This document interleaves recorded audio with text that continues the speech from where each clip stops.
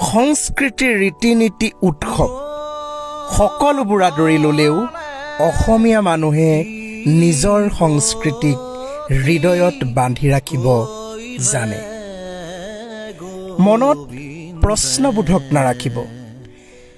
দুৰ্গা পূজাত চহৰৰ মাজমজিয়াত ৰাইজৰ ভিৰ হোৱাৰ দৰেই পবিত্ৰ ভাদ মাহত অসমৰ ঐতিহ্যমণ্ডিত সকলো নামঘৰত ৰাইজৰ ভিৰ হয়। চুৰিয়া চেলেং গামোচা লৈ নামঘৰলৈ অহা নৱপ্ৰজন্মৰ অভাৱ এতিয়াও অসমত হোৱা নাই। আপুনি ফেশ্বন বুলিয়ে কওক বা আধুনিকতা, আজিৰ প্ৰজন্মই গুৰুজনাৰ আদৰ্শ পাহৰা নাই।